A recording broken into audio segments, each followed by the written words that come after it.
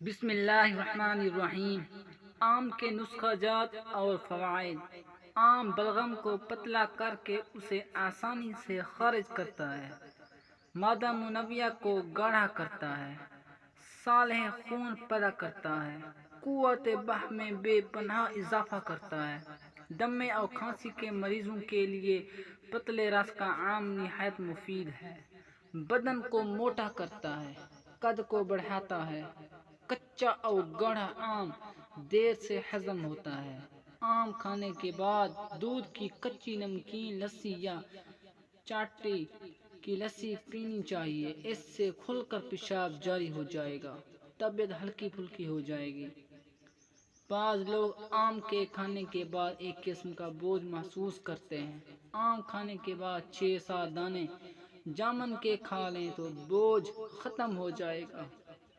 جسے بچھو نے یا زہریلے جانور نے ڈس لیا ہو، اسے آم کی گٹلی کو پانی میں رگڑ کر نیم گرم کر کے متاثرہ جگہ پر لیپ کر دیں، زہر اور درد دونوں دور ہو جائیں گے۔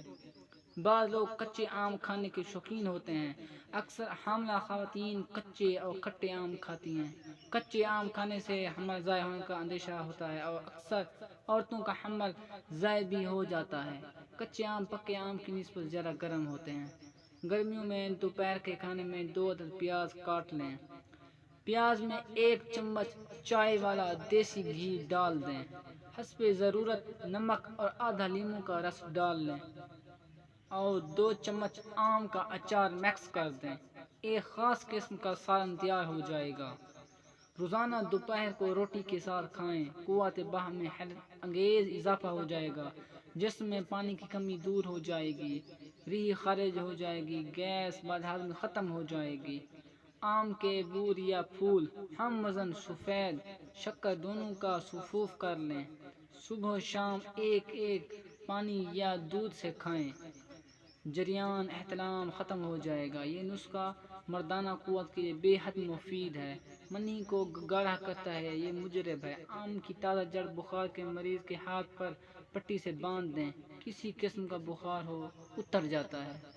اگر کسی کو زہریلے سانپ نے ڈس لیا ہو تو آم کی گٹلیاں 2 عدد، مرچ سیاہ 3 دانہ دونوں کو پانی میں رگڑ کر مریض کو پلا دیں۔ تھوڑی دیر بعد سردی محسوس ہوگی اور زہر ختم ہو جائے گا، اور ساتھ ساتھ 3 دن تک پیاز کاٹ کر بھی کھلاتے رہیں۔ جو مریض بے ہوش ہو جائے اسے ہوش میں لانے کے لیے آم کی گٹلی بیل گری ہم وزن لے کر مناسب مقدار پانی میں جوش دیں۔ جب پانی کا ایک حصہ رہ جائے اتار کر ٹھنڈا کر لیں، حسب ضرورت چینی ملا کر مریض کو پلا دیں۔ انشاءاللہ کچھ دیر بعد مریض ہوش میں آ جائے گا۔ نوٹ: کسی بھی نسخہ پر عمل کرنے سے پہلے اپنے معالج سے مشورہ ضرور کر لیں۔ شکریہ۔